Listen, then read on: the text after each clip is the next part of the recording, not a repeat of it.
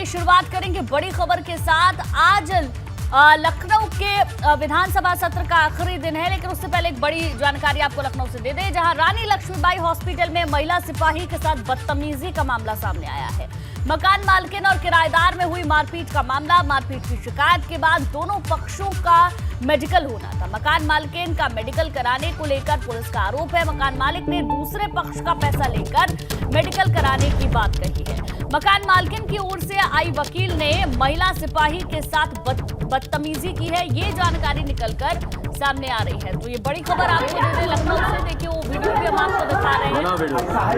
लखनऊ के रानी लक्ष्मीबाई हॉस्पिटल की ये पूरी घटना है, जहां महिला सिपाही के साथ बदतमीजी की। मकान मालकिन और किराएदार में मारपीट का ये पूरा मामला है। मारपीट की शिकायत के बाद दोनों पक्षों का मेडिकल होना था, और जब मेडिकल के लिए पहुंचे तो पुलिस पर कई तरीके के आरोप लगाए गए। मकान मालकिन का मेडिकल कराने को लेकर पुलिस पर आरोप है। मकान मालकिन ने दूसरे पक्ष का पैसा लेकर मेडिकल कराने की बात को कहा है। इसके बाद जो हंगामा हुआ है उसकी ये तस्वीरें, एक्सक्लूसिव तस्वीरें आपकी टेलीविजन। तो मकान मालकिन की ओर से जो वकील आई, उन्होंने महिला सिपाही के साथ बदतमीजी की है। आप लोग बाहर जाइए, आप लोगों का हॉस्पिटल के अंदर कोई रोल नहीं है। क्या रोल है बताइए, क्यों मंदिर छोड़ कर जाएंगे? ये नौकरी खा जाएंगे।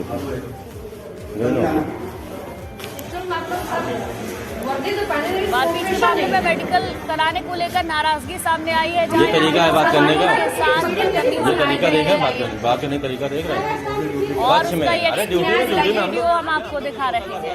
रानी लक्ष्मीबाई हॉस्पिटल में महिला सिपाही से बदतमीजी की गई। मारपीट के मामले को लेकर मेडिकल कराना था, और मेडिकल कराने के लिए जब एक लॉयर के साथ आप ऐसा कर रही हैं। आरोप लगाए। एक काम करो, आर्टिकल 200 इसका नहीं, इसका नाम ये थाने आई है ना पुलिस कस्टडी। और चलिए अब आपको दिखाते हैं अमेठी की एक तस्वीर। यहाँ सरकारी अस्पताल में व्यवस्थाएं किस तरह की है, इसका अंदाजा आप इस तस्वीर से लगा पाएंगे। अब वो तस्वीर हम आपको दिखाते हैं, आखिर कैसी है वहाँ की व्यवस्था। यहाँ के जामुद CHC में स्ट्रेचर न मिलने पर मरीज को गोद में उठाकर एम्बुलेंस तक ले जाना पड़ा। इस दौरान दूसरा युवक हाथ में ग्लूकोज की बोतल थामे हुए है। आप सोचिए, अगर इसी बीच कोई अनहोनी हो जाती तो इसका जिम्मेदार आखिर कौन होता। अब इस पूरी घटना का वीडियो सोशल मीडिया पर वायरल हो रहा है, जो इस वक्त आप टेलीविजन स्क्रीन पर देख रहे हैं। कैसे ये शख्स गोद में उठाकर मरीज को ले जाता है, ड्रिप उसको लगी हुई है, ग्लूकोज की बोतल दूसरा शख्स पकड़ा हुआ है, और एम्बुलेंस तक इस तरीके से इस शख्स को ले जाया जा रहा है। सरकारी अस्पताल में कितनी बदहाली है, इन तस्वीरों के जरिए आमतौर पर साफ तौर पर समझा जा सकता है, क्योंकि ऐसे में कोई भी कुछ भी हो सकता था। इस शख्स की जान जा सकती थी।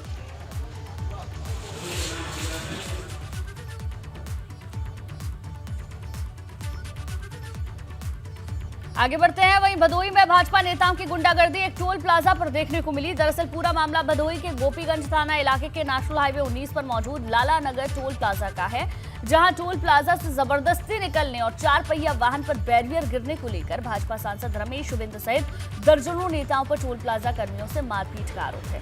घटना की तस्वीरें भी आप देख सकते हैं। फिलहाल इस मामले में पीड़ित ने पुलिस में FIR दर्ज करा दी है। तो देखिए एक्सक्लूसिव तस्वीरें हम आपको दिखा रहे हैं।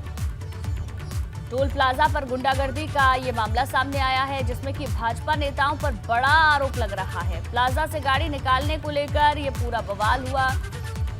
भाजपा सांसद सहित कई नेताओं पर मारपीट के आरोप लग रहे हैं। जो मौके से आई तस्वीरें हैं वो इस वक्त हम आपको दिखा रहे हैं। एक्सक्लूसिव तस्वीरें आपकी टेलीविजन स्क्रीन पर, किस तरीके से टोल प्लाजा पर गुंडागर्दी की गई है।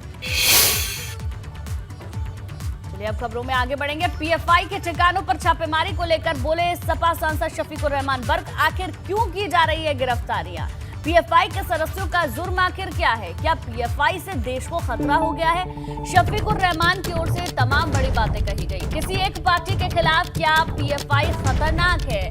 तो हमेशा अपने बयानों की वजह से घिरे रहने वाले शफीकुर रहमान, एक बार फिर उनका बयान सामने आया है। पीएफआई के ठिकानों पर छापेमारी को लेकर उन्होंने कहा है, कल जगह जगह पर छापेमारी की गई है। अब उसको लेकर शफीकुर रहमान बर्क कहते हैं कि आखिर क्यों की जा रही है गिरफ्तारियां, पीएफआई के सदस्यों का जुर्म आखिर क्या है, क्या पीएफआई से देश को कोई खतरा हो गया है? किसी एक पार्टी के लिए क्या पीएफआई खतरनाक है?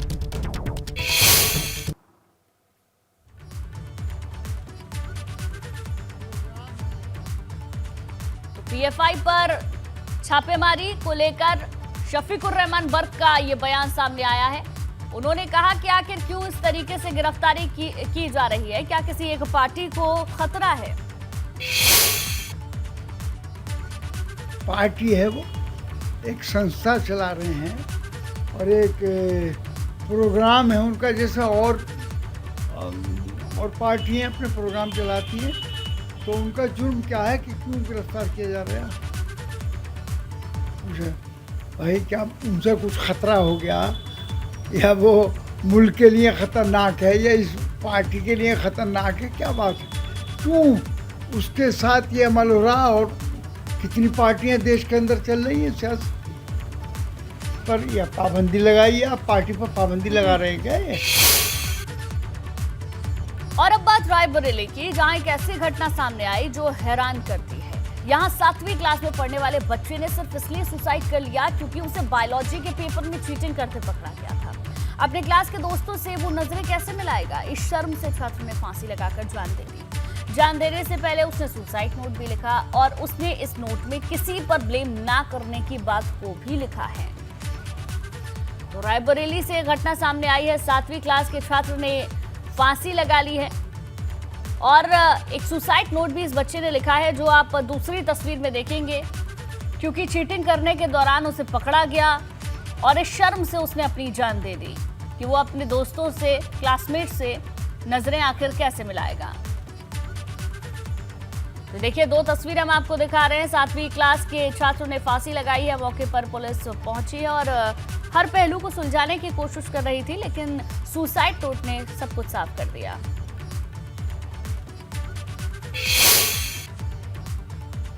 क्या आपने कभी सोचा है कि सरकारी स्कूल के 7 कमरों में 1000 से ज्यादा बच्चे पढ़ सकते हैं? यकीन करना थोड़ा मुश्किल है, लेकिन मेरठ में ऐसा ही हो रहा है।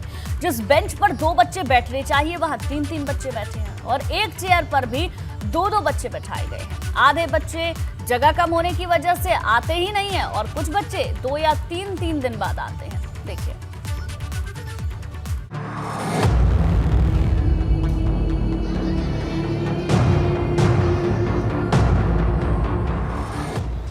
मेरठ में 7 कमरों का बना ये स्कूल पढ़ाई के लिए कम, एडजस्टमेंट के लिए ज्यादा चर्चा में है। हालत ये है कि स्कूल में बैठने के लिए जगह कम पड़ जा रही है। यह है प्रहलाद नगर में बना उच्च प्राथमिक विद्यालय, जहां रोज ऐसे ही क्लास खचाखच भरी रहती है। आप सोच रहे होंगे इतनी भीड़ तो ट्रेन के जनरल डिब्बे में भी नहीं होती। यहाँ देखिए कि बच्चों की जो संख्या है वो अच्छी खासी है। मतलब आप ये देखिए कि 1100 से ज्यादा बच्चे हैं यहाँ पर और मात्र 7 कमरे हैं। अब 7 कमरों में कैसे 1100 बच्चे पढ़ाई कर सकते हैं? आप खुद सोच लीजिए। कुछ बच्चे या तो आते नहीं हैं या 1-2 दिन के अंतराल के बाद आते हैं। और ये देखिए कि फर्नीचर की भी जो व्यवस्था है वो नहीं है। बरामदे में ये क्लास चल रही है और इन बच्चों के लिए फर्नीचर की व्यवस्था नहीं है। इन बच्चों को यहाँ पर बैठना पड़ रहा है। अब दूसरी तस्वीर एक और मैं आपको दिखा देता हूँ। ये कमरा नंबर 6 है और 5th क्लास है और आप देखिए कि किस तरीके से यहाँ देखिए बच्चे यहाँ पर पढ़ाई करते नजर आ रहे हैं। लेकिन आप ये देखिए कि घिचपिच कितनी है। जिस क्लास में 30 से 35 बच्चे बैठने चाहिए वहाँ 60 से 65 बच्चे बैठते हैं। मजबूरी में एक क्लास बरामदे में चलानी पड़ती है और आलम यह है कि बच्चों को जमीन पर ही तिरपाल और चटाई बिछाकर बैठना पड़ता है। अधिकारियों से कहने पर अगर कुछ हो जाता तो हालात ऐसे ना होते। बहुत दिक्कत होती है बैठने में और गर्मी भी लगती है बहुत ही ज्यादा। कहते हैं कि मैम घिचपिच हो रही है, थोड़ी बहुत दिक्कत। ये कहते हैं तो मैम कहती है एडजस्ट कर लीजिए। जब हम अपनी मैम से कहते हैं, मैम कहती हैं थोड़ा एडजस्ट करो, हमें पढ़ना पड़ेगा, इसलिए हम ऐसे बैठ जाते हैं। पहले यह स्कूल 2 शिफ्ट में चलता था, लेकिन जैसे ही एक शिफ्ट हुई परेशानी सिर उठाकर खड़ी हो गई। कैमरा सामने आते ही अधिकारी भरोसा तो देते हैं, लेकिन हालात कब सुधरेंगे इसकी कोई तारीख तय नहीं हो पाती। यहाँ पर जो अध्यापक आए थे वहाँ से उन्होंने मेरे को ये विद्यालय 2 पाली में चलाने का अनुरोध किया था, लेकिन चूंकि ये अधिकार हमारे पास नहीं है तो हमने इसको उच्च अधिकारियों को अवगत करा दिया था कि ऐसे ऐसे विद्यालय है और ये 2 पाली में अगर हो जाएगा तो यहाँ पे पढ़ाई अच्छी होगी, छात्र संख्या में और अधिक वृद्धि होगी। तो उन्होंने जल्द ही इसका समाधान का भरोसा दिलाया है। मैं व्यक्तिगत रूप से उच्च अधिकारियों के संपर्क में हूँ, बहुत जल्दी इसका हम लोग समाधान कर लेंगे। मेरठ का ये उच्च प्राथमिक विद्यालय और कंपोजिट विद्यालय जिस व्यवस्था को लेकर चर्चा में है वो परेशान करने वाली है। हालांकि अब सत्ता पक्ष के विधायक और सांसदों से सवाल करेंगे तो आंकड़ों में अच्छी तस्वीर दिखाई जाएगी। मेरठ से सनुज शर्मा, एबीपी गंगा। और अब बात कानपुर देहात के उस सरकारी स्कूल की जहां मिड डे मील देने को लेकर जाति वाला भेदभाव हो रहा है। यहाँ एक जाति विशेष के बच्चों के लिए आदेश ये जारी हुआ कि वो खाना खाने के लिए घर से प्लेट लाएं। स्कूल में बर्तन नहीं मिलेंगे, ना ही वो बर्तन स्कूल में धुलेंगे। दिलवाल प्राथमिक विद्यालय का ये मामला है। स्कूल में पढ़ने वाले बच्चों ने इस स्कूल के प्रिंसिपल पर यह आरोप लगाया है कि यहाँ पर जातिवाद का पाठ पढ़ाया जाता है।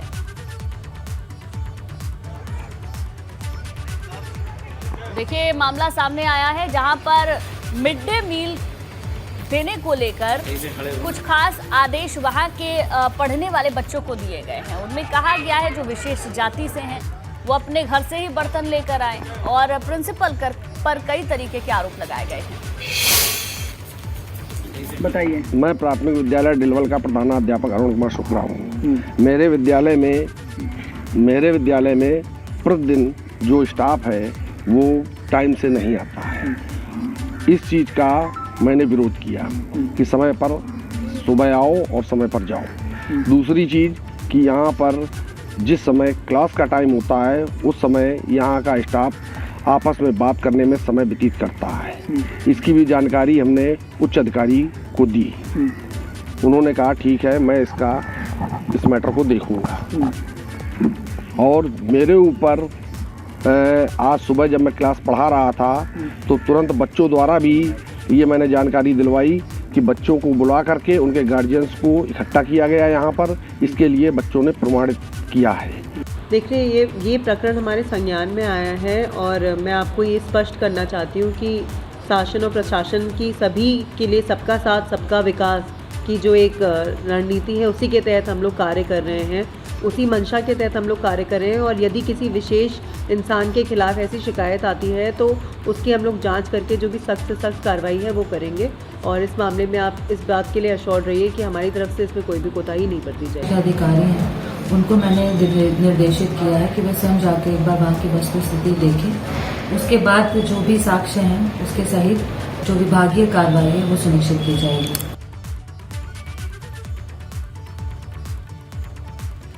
आगे बढ़ते हैं। बरेली में 9वीं क्लास की छात्रा ने छेड़छाड़ का मामला सामने आया है, जहां धर्म विशेष के एक युवक पर छेड़छाड़ का आरोप है। छात्रा के परिजनों ने पुलिस में शिकायत भी दर्ज करा दी है। पुलिस ने कई धाराओं में मुकदमा दर्ज किया है। पुलिस कह रही है कि आरोपी की जल्द गिरफ्तारी होगी। तो ये बरेली से मामला सामने आया है, जहां 9th क्लास की एक छात्रा के साथ छेड़छाड़ की गई है। धर्म विशेष का युवक बताया जा रहा है जिसके ऊपर छेड़छाड़ का आरोप लगा है। बहरहाल पूरे मामले की जो शिकायत है पुलिस में दर्ज हो चुकी है और पुलिस कई धाराओं में इस शख्स के खिलाफ कार्रवाई कर रही है। मुकदमा दर्ज कर लिया गया है और अब इस पूरे मामले में पूछताछ की जाएगी और आगे की कार्रवाई की जाएगी। तो बरेली से एक मामला सामने आया है जहां 9th क्लास की छात्रा से छेड़छाड़ की गई है।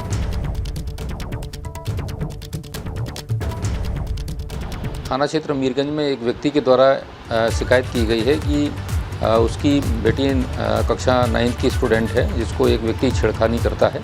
इस संदर्भ में थाना मीरगंज में 354 IPC और पॉस्को एक्ट का मुकदमा पंजीकृत किया गया है। छात्रा के बयान अंकित किए गए हैं और मेडिकल कराया गया है। शीघ्र ही अभियुक्त की गिरफ्तारी करने के प्रयास हमारे जारी। और अब आपको मुजफ्फरनगर से एक हैरान करने वाला मामला बताते हैं। यहाँ की जिला जेल में कोरोना काल के दौरान 70 कैदियों को पैरोल पर छोड़ा गया था, जिसमें से अभी भी लगभग 16 कैदी लौटकर जेल में वापस नहीं आए हैं। और अब जेल प्रशासन ने SSP को इस बारे में बताया है। साथ ही इन 16 कैदियों की वापसी के लिए संबंधित थानों को उनकी गिरफ्तारी के लिए सूचना भी दे दी गई है। प्रोटोकॉल में जो ओवर क्राउडिंग है उसकी समस्या को देखते हुए बहुत सारे बंदी पैरोल पर छोड़े गए थे, जिनमें से कुछ बंदी अभी वापस नहीं आए, तो उनको वापस लाने की प्रक्रिया चल रही है। आपके द्वारा सर एक पत्र सत्तान जिसमें 16 बंदियों को बताया गया कि जो 16 बंदी छोड़े गए, बंदी तो बहुत सारे छोड़े गए थे, जिसमें से अभी 16 बंदी वापस नहीं आए हैं। ये बंदी की व्यक्तिगत जिम्मेदारी थी, इसे वापस आना चाहिए था, नहीं आए हैं तो उनको संबंधित थानाध्यक्षों के माध्यम से उनको लाने के प्रयास। वहीं आजमगढ़ जिला कारागार में 5 कैदियों के HIV संक्रमित मिलने पर हड़कंप मच गया। हालांकि स्क्रीनिंग टेस्ट के बाद कंफर्मेशन टेस्ट की रिपोर्ट का इंतजार किया जा रहा है। कैदी कैसे HIV संक्रमित हुए, इसकी जांच करने में जेल प्रशासन जुट गया है। ये सभी कैदी जिले की इटौरा जिला कारागार में बंद हैं। इस खबर के बाद दूसरे कैदियों की भी जांच की जा रही है। वहीं स्वास्थ्य विभाग ने इसकी रिपोर्ट जेल प्रशासन और शासन को दी है। जेल प्रशासन इन कैदियों की हिस्ट्री पता करने में जुटा हुआ है।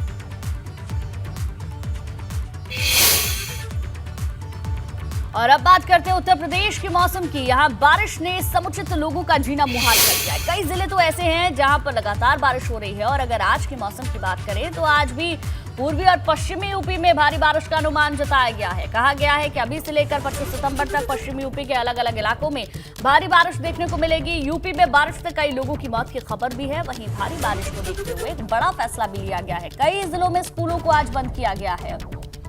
तो भारी बारिश आपके लिए आफत बन सकती है। मौसम विभाग ने 25 तारीख तक के लिए अलर्ट जारी किया गया है। कई जिलों के स्कूलों की भी छुट्टी कर दी गई है।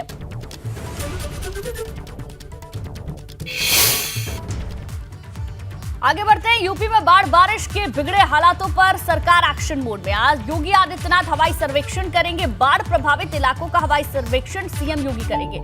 आज सुबह 9:30 बजे से हवाई सर्वेक्षण की शुरुआत होगी। गोरखपुर, संत कबीर नगर, बस्ती, अयोध्या का हवाई सर्वेक्षण होगा। गोंडा, बाराबंकी का भी मुख्यमंत्री हवाई सर्वेक्षण करेंगे। कई ऐसे जिले हैं जहां पर अब बारिश के बाद हालात खराब है। बाढ़ प्रभावित जो इलाके हैं उनका निरीक्षण हवाई सर्वेक्षण करेंगे योगी आदित्यनाथ, जिसमें गोरखपुर है, गोंडा है, बाराबंकी है, संत कबीर नगर है, जिसका सर्वेक्षण करेंगे, जिसकी शुरुआत सुबह 9:30 बजे से होगी।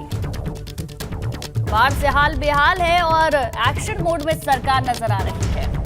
आज योगी आदित्यनाथ हवाई सर्वेक्षण करेंगे कई जिलों का, जिसमें कि गोरखपुर शामिल है, गोंडा, बाराबंकी, इसके अलावा संत कबीर नगर, बस्ती, अयोध्या का भी सर्वेक्षण किया जाएगा। वहीं इससे पहले सीएम योगी गोरखपुर में गोरखनाथ मंदिर में पूजा पाठ और गौ सेवा करेंगे। गौ सेवा के बाद सीएम योगी जनता दर्शन में लोगों की समस्याएं सुनेंगे। इसके बाद वो लखनऊ के लिए रवाना हो जाएंगे।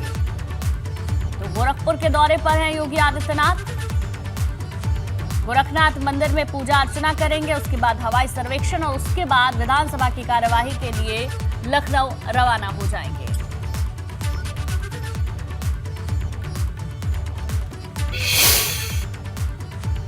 और अब बात यूपी विधानसभा के मानसून सत्र की। विधानसभा सत्र के मानसून सत्र का आज आखिरी दिन है और आज सदन में जबरदस्त हंगामे के पूरे आसार हैं। आज सदन में कुछ विधेयक पास कराने के लिए लाए जाएंगे। वहीं विपक्ष तमाम मुद्दों को लेकर मोर्चा खोलेगा। 5 दिन के सत्र में शुरुआती 3 दिन हंगामेदार रहे। बीता चौथा दिन विशेष रूप से महिला सदस्यों को समर्पित था। आज सत्र का आखिरी दिन है। खास बात यह भी है कि क्या आज अंतिम दिन शिवपाल यादव आएंगे या नहीं, क्योंकि पूरा सत्र वो सदन में नहीं पहुंचे। आज शिवपाल यादव पर सबकी नजरें होंगी। में आगे बढ़ेंगे। प्रयागराज में 4 गुना फीस बढ़ोतरी के विरोध में छात्रों के आंदोलन जारी है। आज आंदोलन का 18वां दिन है। इसी बीच आज इलाहाबाद सेंट्रल यूनिवर्सिटी का स्थापना दिवस भी। आशंका जताई जा रही है कि आज एक बार फिर से हंगामा हो सकता है। आपको बता दें, कल यूनिवर्सिटी के चीफ प्रॉक्टर और दूसरे प्रोफेसरों की छात्रों के साथ झड़प हुई थी। चीफ प्रॉक्टर और उनकी टीम के साथ छात्रों की धक्का मुक्की भी हुई। जानकारी के मुताबिक अभी यूनिवर्सिटी की तरफ से किसी कार्यक्रम की कोई सूचना नहीं है। आगे बढ़ते हैं। डायरेक्ट फंडिंग के मामले में पीएफआई के ठिकानों पर छापेमारी। एनआईए ने देश भर में पीएफआई के ठिकानों पर छापा मारा है। 15 राज्यों में 93 ठिकानों पर छापेमारी की गई है। एनआईए ने कुल 45 लोगों की गिरफ्तारी भी की है। यूपी में भी एनआईए की छापेमारी हुई है। तो ये बड़ी जानकारी आपको दे दें। टेरर फंडिंग के मामले में पीएफआई के ठिकानों पर छापा मारा गया है। करीब 93 ठिकाने बताए जा रहे हैं 15 राज्यों में, जहां पर छापेमारी की गई है।